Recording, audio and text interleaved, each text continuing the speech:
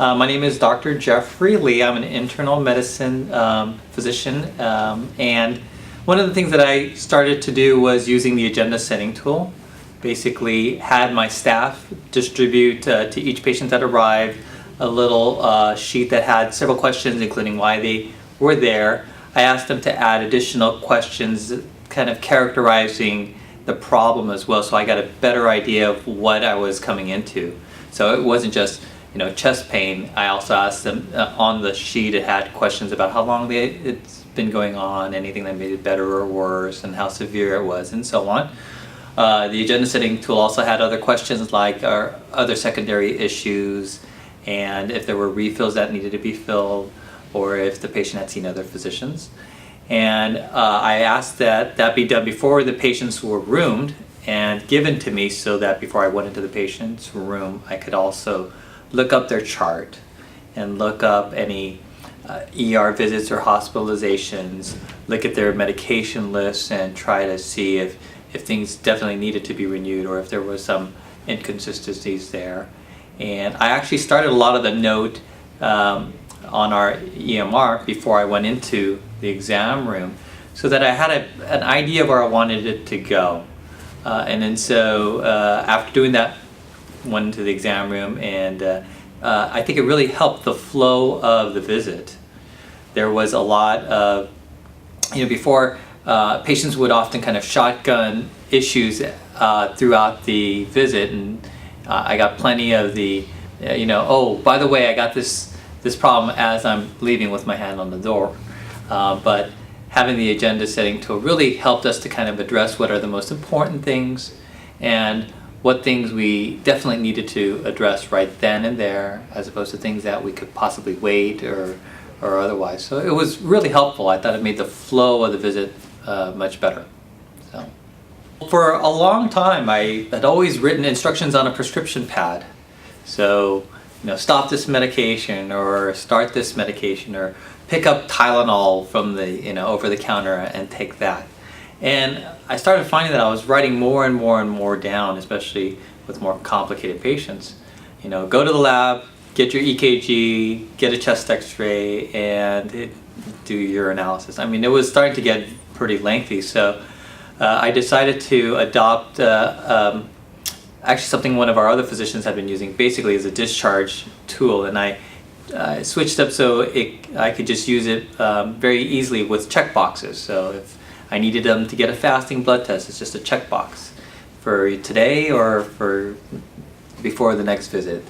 It also had on their medication, I could a list for medication. So if I wanted them to stop a medication, that's a checkbox. So I would just check stop atenolol, or increase atenolol to 50 milligrams, and I would just write that down. Or if it was to start a medication, I would just check off start and then write the medication in there. So it was something that the patient could take in their hand, because they weren't taking handwritten prescriptions anymore to the pharmacy. So they didn't have anything to remind them to even go to the pharmacy to pick up that new medication, since we're sending everything electronically. So I thought this would be helpful for the patients, and they've had a really positive response to it, because they don't always retain everything that I asked them to.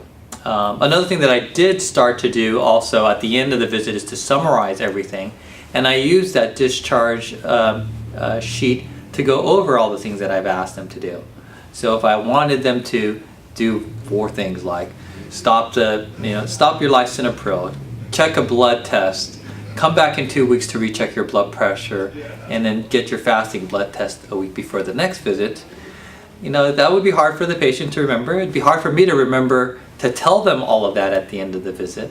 But since I had it all checked off on my sheet, I could just read down that, okay, you need to do all of these things. So I think it, again, helped the communication.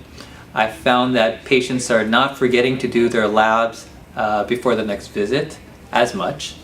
Or if they forget it, then they really feel like, oh yeah, I forgot it, as opposed to, you never told me to do this. So that's been very helpful too. Well, we placed a really high emphasis on improving the patient experience, and I think it's definitely worth it, and it's been successful.